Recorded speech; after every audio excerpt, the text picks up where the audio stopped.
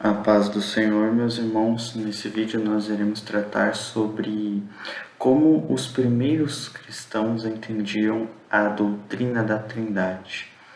Nós sabemos que a doutrina da Trindade, ela é bíblica, ela é apresentada nas Escrituras e, na verdade, eu já tenho feito exegeses e textos e mostrado textos bíblicos aqui no canal, mostrando que a Bíblia sim apoia a doutrina da Trindade. Mas agora nós vamos ver citações de primeiros cristãos, argumentações históricas acerca de como que eles entendiam a Trindade. Bom, vejamos. Aqui é uma tabelinha, tá bom?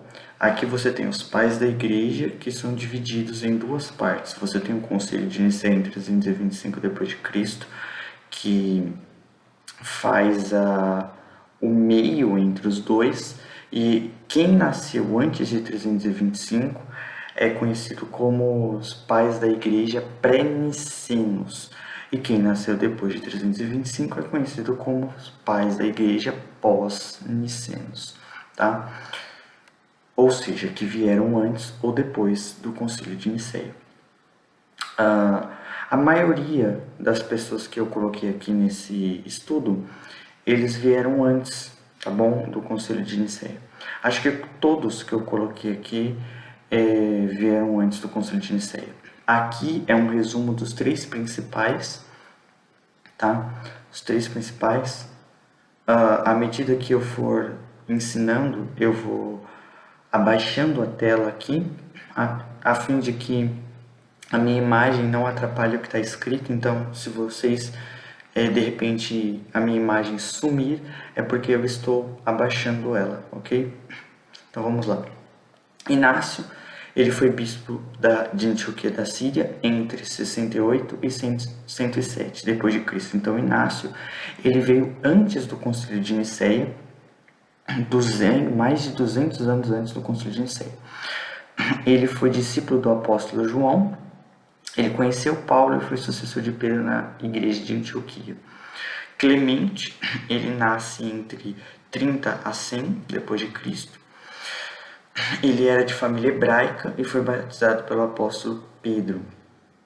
E também existe a possibilidade de o Clemente que é mencionado na epístola de Paulo a Filipenses, existe a possibilidade de ter sido esse Clemente aqui. Por isso, ele também teria conhecido o apóstolo Paulo. Policarpo, 69 a 155, foi um bispo da igreja de Esmirna, por ordem do apóstolo João. Então, todos esses aqui conheceram os apóstolos e estão dentro do primeiro ao segundo século, muitos anos antes do Concílio de Nicéia. E aqui a minha imagem vai sumir, certo? E a gente vai ler os textos. 1 Clemente, capítulo 13, no verso 1. Então, irmãos, sejamos humildes e livremos-nos de qualquer pretensão e arrogância, tolice e raiva. Vamos agir como nos ensina a Escritura, pois o Espírito Santo diz, aqui é a primeira colocação que ele diz, a primeira colocação de Clemente que vale a pena ressaltar. Ele diz que o Espírito Santo disse, ele mostra a inspiração das Escrituras, a canonicidade. Continuando, não se glorie o sábio em sua força, nem o forte em sua força, ou melhor dizendo, o sábio em sua sabedoria, nem o forte em sua força, nem o rico em sua riqueza. Mas quem gloriar, glorie-se no Senhor, e aqui é o nome de Deus. E assim o procurará e agirá com retidão. Então, veja só que legal o que Clemente vai fazer. Ele vai dizer que o Espírito Santo declarou isso. Da onde que ele tirou isso? Ele tirou isso de Jeremias. Mas Jeremias, quando o profeta Jeremias escreve isso, a Bíblia diz que foi Deus que falou aquilo. Eu acho isso interessante. Mas você pode ver que, mesmo que o profeta Jeremias tenha mostrado que foi Deus que escreveu, e o Espírito Santo foi retratado como sendo essa pessoa, veja só, Em Jeremias está escrito que foi Deus que declarou isso aqui. Aqui em Clemente diz que foi o Espírito Santo. Mas veja só que o próprio Clemente, ele vai fazer separação entre Deus, que aqui é o nome de Deus, e o Espírito Santo. Por quê? Porque existem pessoas como unitarianistas, por exemplo, que argumentam que o Espírito Santo e Deus são as mesmas pessoas. E a Bíblia refuta isso, e Clemente vai mostrar que isso também está errado. Veja só, mas que o Espírito Santo disse, o que ele disse? Mas quem se gloriar, glorie-se no Senhor, e assim o procurará e agirá com retidão. Então, o Espírito Santo não disse algo sobre si mesmo. Ele disse, se glorie no Senhor, outra pessoa, e assim o procurará, outra pessoa. Então, é uma referência a uma pessoa distinta, tá bom? Lembremos-nos especialmente das palavras do Senhor Jesus que ele proferiu para ensinar a prudência e a paciência. Veja só que dentro do contexto de santidade que Clemente está escrevendo aqui, porque ele está escrevendo dentro de um contexto de santidade, de vida com Deus, ele menciona a Trindade. Olha aqui, outro texto de Clemente. É aos humildes que Cristo pertence. Veja só, não há aqueles que se posicionam acima do rebanho dele, ou seja, orgulhosos que querem ser melhor do que Cristo. O cetro da majestade de Deus, aí ele vai dizer, quem que é esse cetro? O Senhor Jesus Cristo. Então você vê, ó, ele citou Deus e ele citou Jesus. Não veio com a pompa do orgulho ou da arrogância, embora pudesse tê-lo feito. Veja só que legal isso aqui. Mas veio na humildade, exatamente como o Espírito Santo disse sobre ele. Ou seja, Clemente faz menção às profecias do Antigo Testamento ditas pelo Espírito Santo. Então você pode ver que Clemente, além de ratificar as Escrituras, ele também mostra Deus, Jesus e o Espírito Santo. Então, você pode ver pessoas distintas, você pode ver Jesus estando ali junto de Deus, e também ali por último, você tem o Espírito Santo sendo mencionado. Mais citações de Clemente e de outros pais da igreja. Ora, a fé cristã confirma tudo isso, pois é deste modo que Cristo se dirige a nós, por meio de seu Espírito Santo. Veja só que fantástico. Quem está dizendo aqui, isso aqui que ele está citando, depois desses dois pontos, é de Provérbios. E Clemente vai dizer o seguinte, venham meus filhos. Então ele diz que Cristo, através do Espírito Santo, disse isso. Então quem está dizendo aqui é Cristo. Então veja só, venham meus filhos, ouçam-me. Então quem está dizendo isso aqui é Jesus. Eu lhes ensinarei o temor do Senhor. Veja só que não é Deus que está dizendo isso aqui. Veja só que legal. Eu ensinarei o temor de quem? Do Senhor. Se fosse Deus, Deus teria dito, eu lhes ensinarei a temer-me, a me temer. De mim vocês devem ter temor, respeito, reverência. Mas você vê que é mencionado 3 pessoas aqui, tá? Agora, Inácio, tá? E eu coloquei várias referências de Inácio, porque Inácio realmente, ele explanou muito sobre isso. Vocês são imitadores de Deus. E foi o sangue de Deus. Olha só o que ele vai dizer. Ele está citando uma passagem do livro de Atos, aonde vai dizer que Paulo está dizendo aos Efésios o seguinte, olha, eu vou para Jerusalém, eu não sei o que vai acontecer comigo lá, eu posso morrer ali, mas eu passei o evangelho a vocês são responsáveis agora. E ele fala Prestem muita atenção, porque virão depois de mim falsos profetas que perverterão o rebanho, não vão poupar o rebanho. E ele vai dizer o quê? Que o Espírito Santo constituiu alguns bispos para apacentarem a igreja de Deus, que Deus comprou com seu próprio sangue. Isso está escrito em Atos, acho que capítulo 20, versículo 28, se eu não me engano. Está mais ou menos essa referência. Assim sendo, eu acho isso uma referência muito fantástica acerca da divindade de Jesus. Amados, Deus não tem sangue. É óbvio que quando ele fala que foi o sangue de Deus, ele está fazendo essa referência ao sacrifício de Cristo. Só que aqui ele faz uma clara referência a que Cristo derramou o seu sangue sendo Deus. Então olha que legal. Também quando João ele vê Jesus na crucificação, ele fala o seguinte, que ele viu lá em João 19, o Evangelho de João, capítulo 19, que saiu de Jesus sangue e água. Veja só que legal.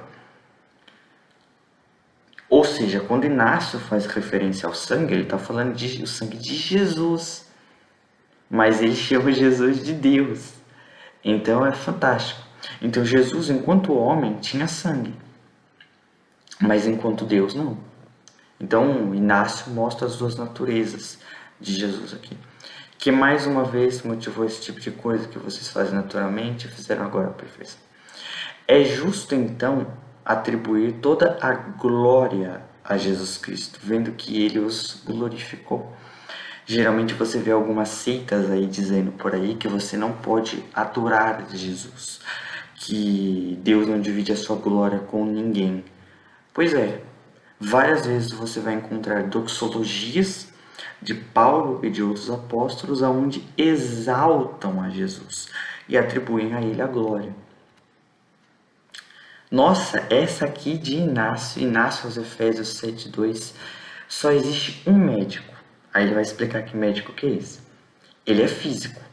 E mesmo assim, ele também é espiritual. Nascido, mas não gerado. Fantástico. Ou seja, ele é homem e ele é Deus. Enquanto homem, ele nasceu no ventre de Maria. Mas enquanto Deus, ele é eterno, então ele não foi gerado. O Deus encarnado.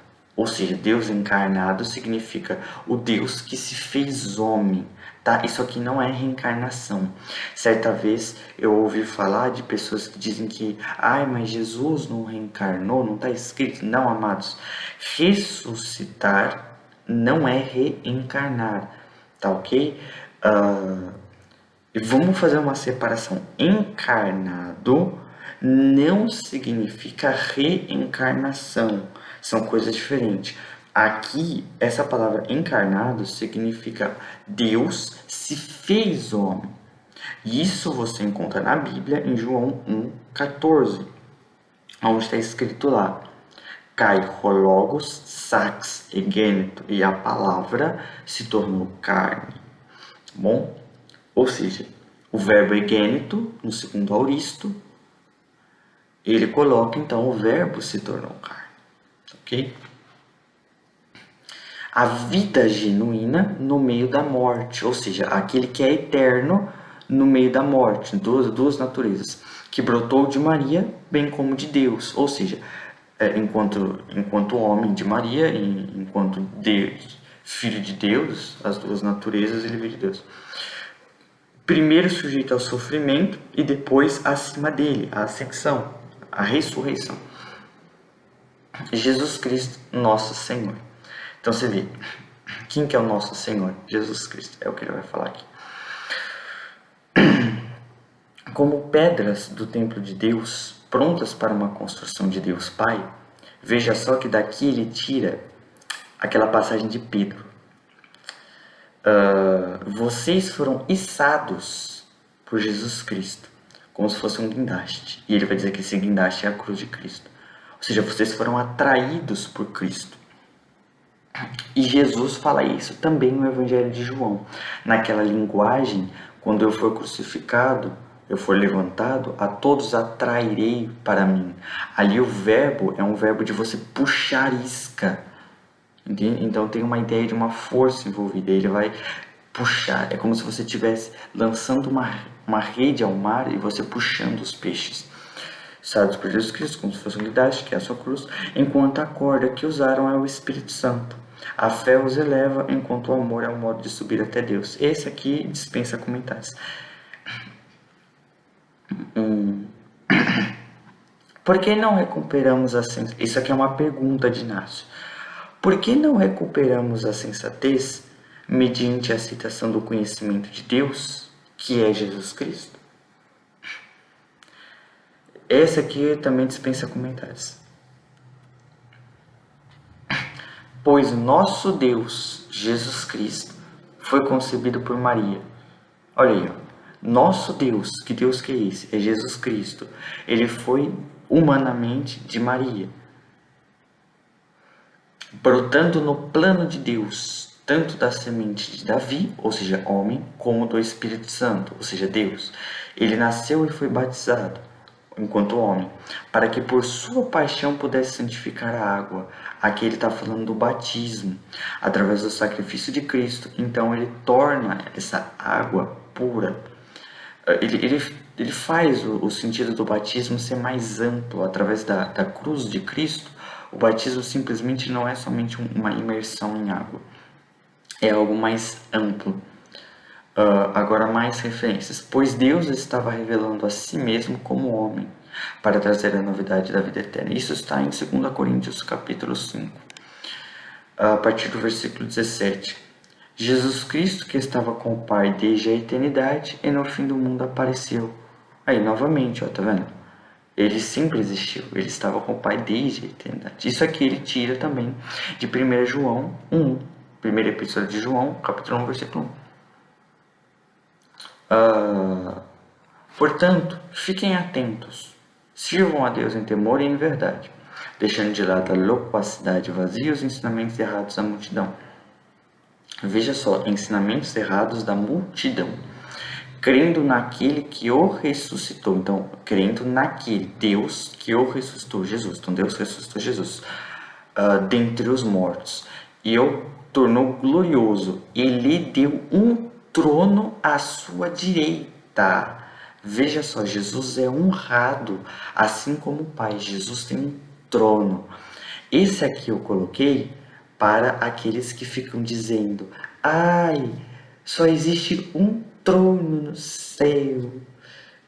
Meu querido, Deus deu um trono para Jesus. Olha que fantástico. E obviamente, olha só que legal esse texto que Policarpo vai escrever, ao qual ele submeteu todas as coisas, tanto no céu como na terra, a quem tudo o que tem vida serve, o qual está pronto para julgar os vivos e os mortos, cujo sangue Deus exigirá daqueles que a ele desobedecem. Isso ele tirou de Efésios capítulo 1, tá? Tudo, quando Jesus fala que todo poder foi dado a ele no céu e na terra, é isso aqui, ó. Os pais da igreja explicaram, exemplificaram o que os apóstolos quiseram dizer. Eles, digamos que, explicaram o que cada apóstolo disse de uma maneira mais exaustiva. Os apóstolos escreveram com o objetivo de ensinar as igrejas. Já, porém, os pais da igreja, eles sim criaram teologias sistemáticas. Eles sim criaram arcabouços, digamos que livros mais extensos em diversos temas, tá? Então eles vão explicando melhor certas partes. Agora sobre o batismo, Didaquê. O que tem aqui na Didaquê? Esta é a maneira de batizar. Deem instruções em público sobre estes pontos e depois batizem em água corrente, em nome do Pai e do Filho e do Espírito Santo. Eu já fiz vídeo aqui mostrando que essa parte que está em azulzinho, ela não foi uma adulteração, ela está em todos os manuscritos, inclusive na Peshitta. Eu já fiz vídeo provando isso, ok? Esto onomatopatros kai tu ruiu kai tu hagiu pneumatos, tá ok? É o que aparece ali no texto original. Se vocês não dispuserem de água corrente, é uma exceção aqui, batizem com alguma outra água. Aqui, essa outra água, ele está fazendo citação de Atos capítulo 8, onde o eunuco pergunta a Filipe: o que me impede de ser batizado? Eis aqui água. O que me impede de ser batizado? Aí Filipe responde: é lícito se você crer de todo o coração. Então, é uma certa água, não é explicado que água que é aquilo, se era um rio, se era um lago. Se não dispuserem de água fria, usem água quente. Se não dispuserem nem de um nem de outro, então derramem água. Então, você vê, ó, o batismo é por imersão.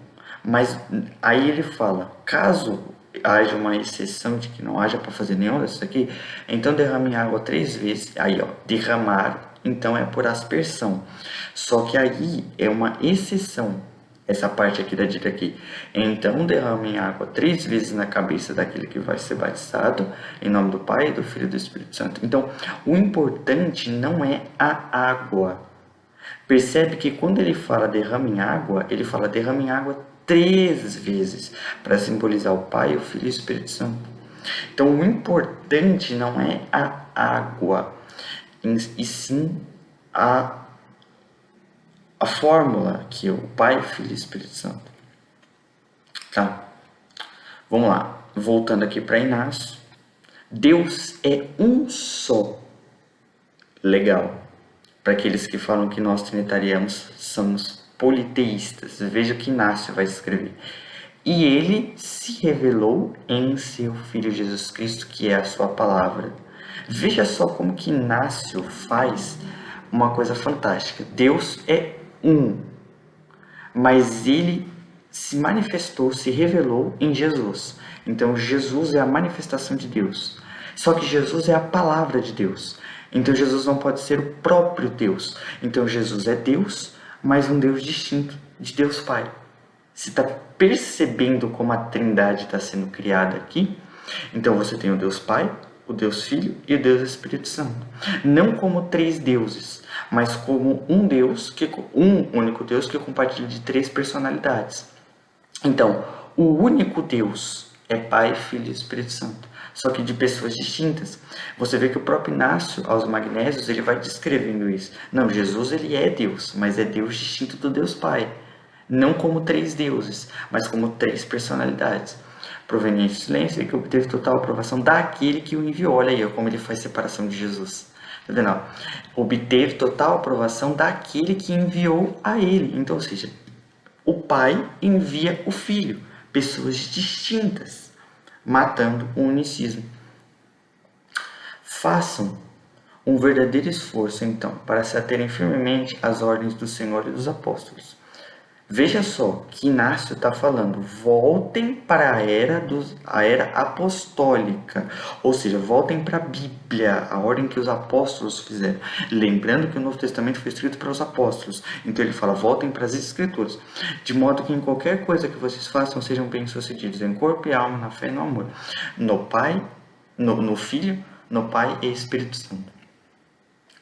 Do início ao fim, junto com seu distinto bispo, seu presbitério, aquela grinalda elegante traçada, e seus piedosos diáconos. Submetam-se ao bispo, que é uma pessoa de autoridade, e uns aos outros, como fez da mesma forma que fez Jesus em relação ao Pai e ao Espírito. Agora entra uma parte fantástica. Jesus se submeteu ao Pai e ao Espírito em seus dias vividos em corpo humano. Então Jesus, ele é menor do que o Pai com relação à sua humanidade e não com relação à sua divindade. Portanto, não existe hierarquia entre Pai, Filho e Espírito Santo. Apenas dentro do plano de redenção, dentro da humanidade e de Jesus. Aí sim você vai encontrar o texto que Jesus vai dizer o pai é maior do que eu. Naquele contexto humano, de ser humano, você vê que o próprio Inácio diz em seus dias vividos em corpo humano. E como os apóstolos se submeteram a Cristo, ao Pai e ao Espírito Santo. Aí, ó, veja só, novamente mencionando a Trindade. Desse modo conseguiremos completa unidade. Olha aí, ó, tá vendo? Como ele está falando de Trindade, ele fala para um se submeter ao outro, como Jesus fez em seus dias humanos, para que a gente tenha unidade, assim como os três pessoas da Trindade são unidos. Opa, foi demais? Agora eu coloquei alguns trechos do prefácio de Inácio a Romanos. O que acontece? Como é um prefácio, ok? Existem algumas coisas de saudações e de coisas assim. Então por isso que vocês vão encontrar esses 3 pontinhos, tá? Mas, de qualquer forma, é só vocês pegarem a referência e olharem o prefácio, tá ok? Só explicando por que eu não coloquei o texto todo. Saudações em Jesus Cristo. Olha só que interessante. Inácio ainda. Ele é o Filho do Pai. Então, ou seja, Jesus Cristo, o Filho do Pai. Veja só. Vocês receberam a luz, tanto pela vontade daquele que determinou tudo que existe, que no caso é Deus, quanto pela virtude de sua crença em Jesus Cristo, nosso Deus. Veja só, aqui em cima ele fala Filho do Pai e aqui embaixo ele fala nosso Deus. Então preste atenção como que ele vai falar. Vocês receberam a luz tanto pela vontade de Deus, daquele que determinou tudo que existe, quanto pela virtude de sua crença em Jesus Cristo. Então, essa expressão tanto quanto mostra divisão. Então, tanto por Deus e tanto por Jesus. Só que ele fala que Jesus é Deus. Então você está vendo que interessante como que Inácio vai descrevendo aqui? A vocês, portanto, as mais sinceras saudações de Jesus Cristo, e ele enfatiza que é nosso Deus. Nada do que vocês podem ver aqui falando da vaidade deste mundo tem valor real. De fato, nosso Deus Jesus Cristo revelou-se de modo mais claro ao voltar para o Pai. Nossa, isso aqui é fantástico. Jesus é chamado de Deus e Jesus volta para o Pai. Então ele está falando das duas naturezas de Cristo e também está falando de que Cristo é diferente do Pai, ou seja, ele é distinto do Pai nesse sentido. A grandeza do cristianismo está em ele ser odiado pelo mundo, não em ser convincente para o mundo. Olha que fantástico.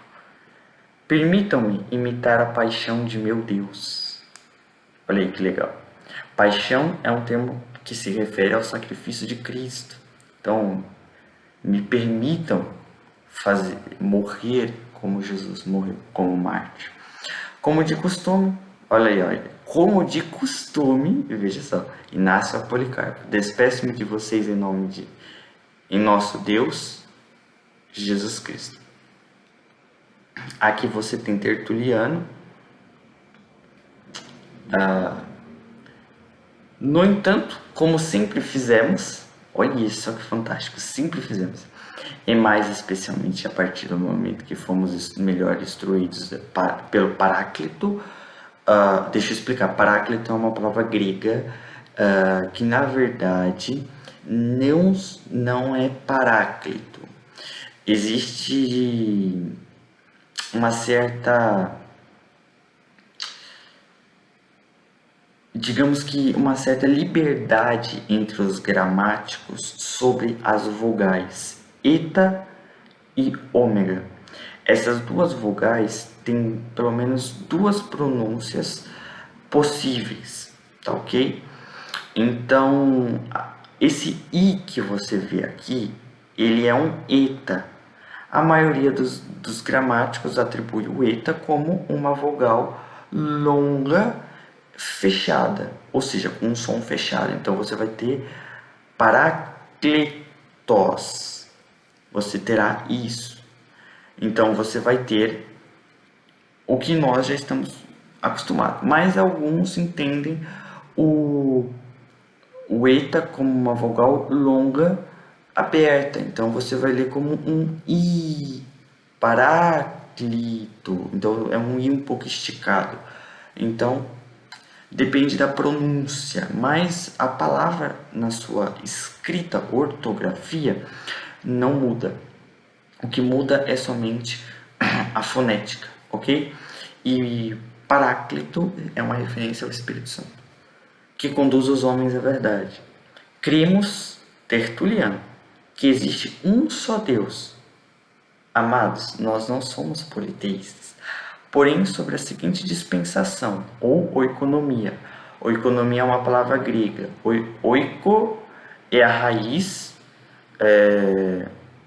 na verdade, oik é a raiz, esse ômicron, ele é vogal temática. Então, oiko significa casa, nomia significa lei. Então, a dispensação, a lei da casa, o mordomo, aquele que cuida da casa, mais ou menos isso. Como é denominada que este único Deus tem também um filho, sua palavra, que procede dele mesmo. Veja só. Porque em todas as coisas foram feitas e sem o qual nada foi feito.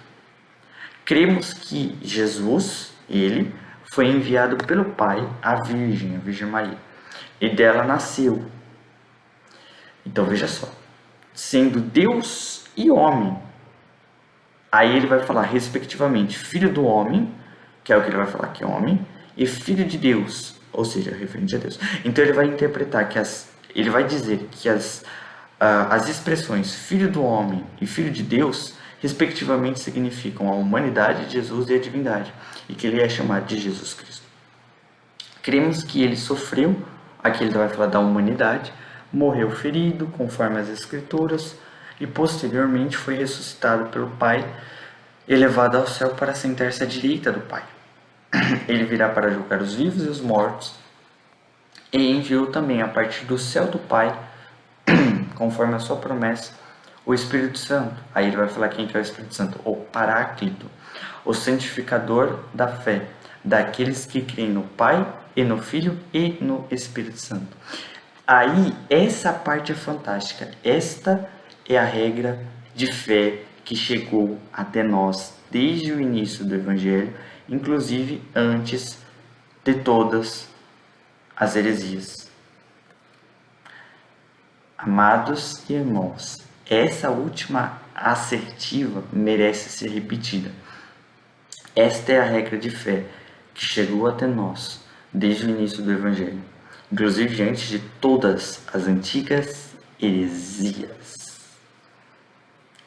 Esse também dispensa qualquer tipo de comentário. Vejamos. E logo demonstraremos que com razão honramos também a Jesus Cristo. Legal, ele está citando João capítulo 5, que foi nosso mestre nessas coisas e que para isso nasceu e foi crucificado sob Pôncio Pilatos, o procurador da Judéia no tempo de Tibério César. Também citando o livro de Lucas. Aprendemos que ele é filho do mesmo Deus verdadeiro e o temos em segundo lugar. Exatamente. Ele é filho de Deus. O que significa ser filho de Deus? Significa ser Deus. O próprio Tertuliano interpretou isso e a Bíblia também interpretou assim. A Bíblia mostra que ser filho de Deus, no sentido de Jesus, tá? Não me venham com argumentos de que nós somos filhos de Deus e por isso não somos deuses. Quando Jesus atribuía a si o título de filho de Deus, era referente à sua divindade, tá ok? Todos os pais da igreja entenderam assim. Justino somente está corroborando com Tertuliano e com os outros, e com a própria Bíblia também. Aprendemos que ele é o filho do mesmo Deus verdadeiro, ou seja, é uma unidade. Então são duas pessoas unidas em uma. E o temos em segundo lugar, ou seja, ele é filho do mesmo Deus verdadeiro. Esse mesmo é para mostrar uma unidade. Então, só que ele é separado. Então um Deus, e aqui ele vai dizer segunda pessoa. Assim como o Espírito profético está em terceiro. Obviamente ele está se referindo ao Espírito Santo. E ele fala que o Espírito Santo está em terceiro lugar. Ou seja, Pai, Filho e Espírito Santo sendo mencionado. Agora eu acho legal o que Gregório Taumaturgo Escreve. Eu vou sair aqui da tela. Olha isso aqui, meus irmãos. Há um só Deus, Pai do Verbo vivente, Jesus no caso, da sabedoria subsistente, do poder e da imagem eterna, gerador, ou seja, Deus perfeito, do gerado perfeito, Pai do Filho unigênito.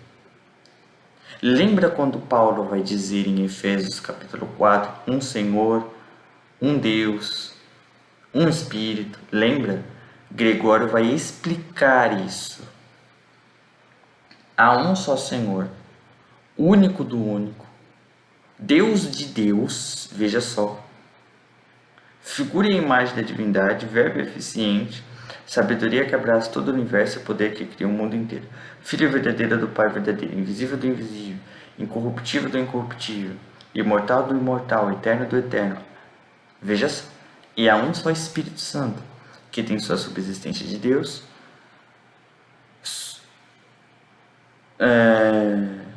e foi manifestado aos homens pelo Filho. Imagem do Filho, imagem perfeita do perfeito, vida, causa dos viventes, manancial sagrado, santidade que comunica a santificação, em quem se manifestam Deus Pai, que está acima de todos e em todos, aí ó, novamente, ó, acima de todos e em todos, referência a Efésios capítulo 4, e Deus, Deus Filho, que é através de todos. Há uma trindade perfeita para aqueles que acham, Tertuliano criou a palavra trindade. Pois é, olha aí, ó. Em 200 depois de Cristo, aqui, ó, muito antes do Concílio de Nicéia, trindade já era dotado, olha aí, ó, em glória, em eternidade, em majestade, que não está dividida nem separada. Fantástico, ou seja, é uma unidade, tá ok? Não há, consequentemente, nada criado, ou seja, eles são eternos, nem escravo da trindade. Escravo, ele quis dizer o seguinte, escravo é na ideia de subordinação. Então, se você tem um escravo, você tem que ter um senhor. Então, não há escravo da trindade, ou seja, não há um em posição maior do que o outro. Nem tampouco nada sobreacrescentado, como se não tivesse existido em algum tempo anterior e fosse introduzido depois, ou seja, como se alguém tivesse sido criado, entende? Existir em algum tempo anterior, ou seja, a ideia aqui é que o Espírito Santo e Jesus, aí eles não existiam, então eles foram criados. Então Gregório ele refuta, não, eles sempre existiram. E assim, nenhum o Filho falou ao Pai, nem o Espírito Santo ao Filho. Ao contrário, sem variação ou mudança, a mesma trindade sempre existiu. Dispensa comentários esse aqui também. A mesma trindade sempre existiu. Aqui eu coloquei um credo, as primeiras confissões de fé cristãs, bem no início. Creio, você vai encontrar muitos mais credos, tá? Vários. Creio em Deus, Pai Todo-Poderoso, Criador dos céus e da terra. Creio em Jesus Cristo, seu único Filho, nosso Senhor, o qual foi concebido pelo poder do Espírito Santo e nasceu da Virgem Maria. Aí tá vendo, ó? Poder do Espírito Santo significa divindade. Nasceu da Virgem Maria significa humanidade. Padecer significa sofrer. Sobre a autoridade de Pôncio Pilatos, foi crucificado, morto e sepultado. Desceu em Hades, ressurgiu dos mortos ao terceiro dia. Subiu aos céus e está sentado à mão direita de Deus Pai Todo-Poderoso, de onde há de vir para julgar os vivos e os mortos. Creio no Espírito Santo, na Santa Igreja Universal, eu já vou explicar essa palavra, na comunhão dos santos. Fantástico, olha isso aqui, ó. Eu creio no Espírito Santo, tá? Eu creio na igreja, eu creio na comunhão que os santos precisam ter, a unidade, veja só, na remissão dos pecados, ou seja, no perdão dos pecados, na ressurreição do corpo, na futura ressurreição, quando Jesus vier, e na vida eterna. Amém. Fantástico também. Amados, deixa eu explicar uma coisa. A palavra católico, ela é uma palavra grega, tá ok?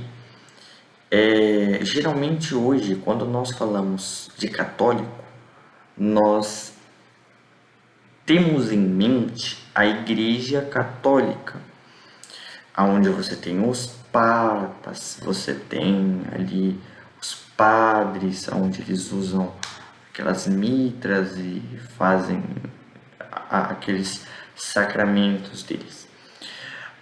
Mas quando a concepção, essa palavra católico, ela não é uma palavra portuguesa, ela é uma palavra grega. Os léxicos, o léxico de Dunker, ele vai trazer que católico significa universal. Isso significa que quando você encontrar algum escrito de pais da igreja, citando igreja católica, na mentalidade do pai da igreja do primeiro, segundo, terceiro século, quando ele citava o adjetivo católico, na mentalidade dele, ele estava dizendo sobre a universalidade do evangelho, ou seja, qualquer pessoa pode ser salvo, desde que se arrependa e se converta a Jesus. Por isso é um evangelho universal, porque se você se arrepender, se você se converter, você pode ser salvo. É universal porque não interessa a sua nacionalidade, cor, gênero, entende? Então, é mais ou menos isso. Então, é o que ele vai dizer. Se você crê de verdade em Jesus, se você se arrepende de verdade de seus pecados, não importa o que você seja, Deus apaga o seu pecado, Deus te perdoa, você poderá ser salvo, tá bom? Longe de ser o que é conhecido hoje como universalismo, tá ok? Isso não significa que todas as pessoas serão salvas. Isso significa que todas as pessoas que se arrependerem e crerem em Jesus serão salvas. Quem não se arrepender e não crer em Jesus não será salvo, tá ok? Mas é só para explicar o porquê aqui da questão, tá? E aqui a gente tem o credo niceno, eu deixei por último porque eu sei que as pessoas vão dizer, mas a questão é que antes do credo niceno em 325, você vê que existem muitos outros testemunhos cristãos e históricos que provam a Trindade. O credo niceno só foi atestar o que os cristãos sempre creram, tá ok? Mas eu pus aqui o credo niceno. Cremos em um só Deus, olha aí, o credo niceno, corroborando com todos os outros credos anteriores. Pai Todo-Poderoso. Eu tinha que ter posto em letra maiúscula. Desculpa, irmãos, isso aqui foi um erro meu mesmo. Aqui, esse Todo-Poderoso devia estar com letra maiúscula. Desculpa. Criador de todas as coisas, visíveis e invisíveis. E em um só Senhor, Jesus Cristo, Filho de Deus, gerado como o unigênito do Pai, isto é, da substância do Pai, Deus de Deus, ou seja, ele é da mesma essência do Pai, ou seja, ele é Deus, mas ele é o Filho do Pai. Então, é por isso que a gente fala que Jesus é Deus, mas é distinto do Pai. Luz da luz, Deus verdadeiro de Deus verdadeiro. Veja só que ele fala que ele crê em um Deus. E ele fala Deus verdadeiro de Deus verdadeiro. Exatamente. Por quê?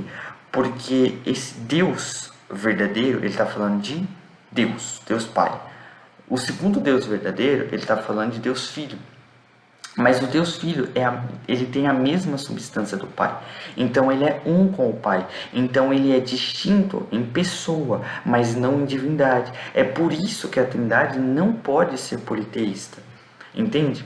É justamente por isso. Porque a separação está na pessoa, não está na divindade.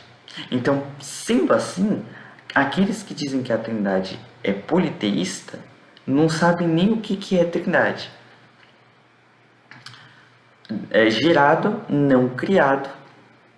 Já foi explicado o que isso significa. Gerado significa que ele nasceu humanamente ali de Maria, e não criado significa que ele é eterno, consubstancial ao Pai, da mesma natureza de Deus, por quem todas as coisas vieram a existir, tanto as coisas que estão no céu quanto as que estão na terra, Então tudo foi criado por Jesus, o qual por causa de nós homens e por causa de nossa salvação, ele desceu, se encarnou, ou seja, se fez carne, se fez um homem. Olha lá, se encarnou e se fez homem. Tá vendo? Essa conjunção aditiva poderia ser uma vírgula também. Se encarnou, ou seja, se fez homem, padeceu e ressuscitou ao terceiro dia. Aí, tá vendo? Ascendeu aos céus. Irmãos, não tem heresia nesse credo. Tudo que está escrito aqui é verdadeiro. Jesus se fez homem, Jesus sofreu, Jesus ressuscitou, Jesus ascendeu aos céus, ele vai voltar para julgar os vivos e os mortos. E eles creem também no Espírito Santo.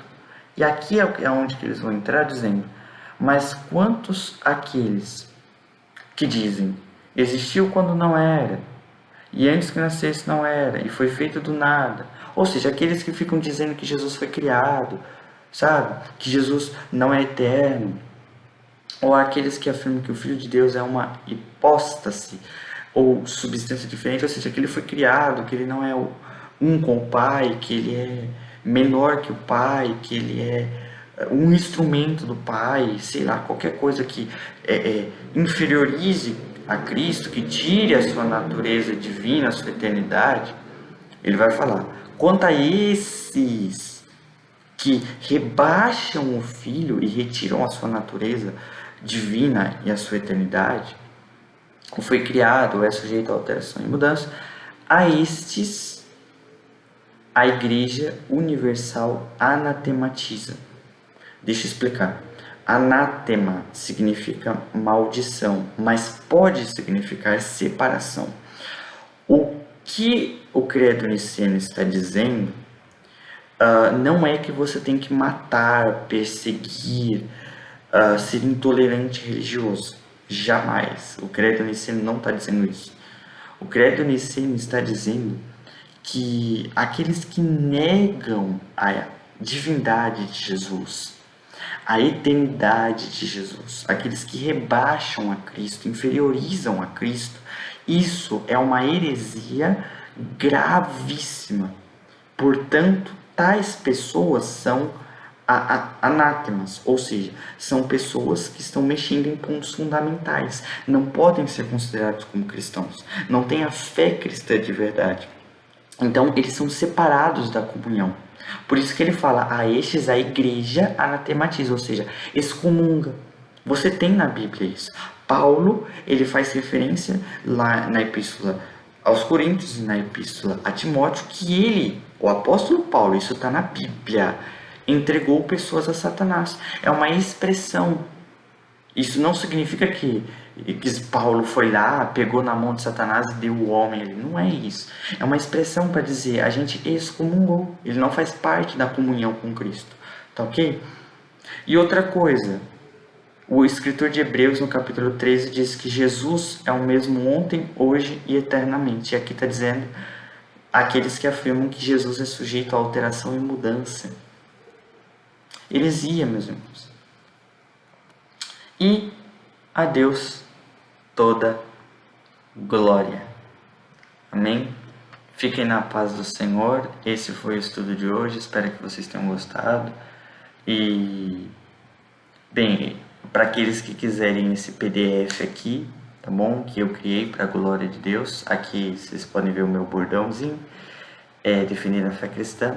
Para aqueles que quiserem esse PDF, eu deixei no meu canal no Telegram. Ele está lá no canal do Telegram.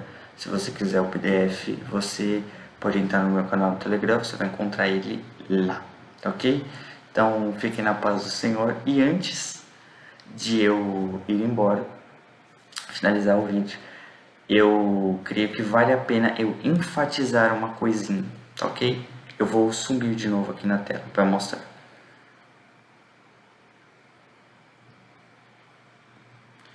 Vamos voltar aqui. Eu quero enfatizar o que Tertuliano disse aqui, ó. Esta é a regra de fé que chegou até nós desde o início do Evangelho, inclusive antes de todas as heresias. Ou seja, a Trindade sempre foi crida sempre foi pregada, sempre foi ensinada e sempre existiu. Tá?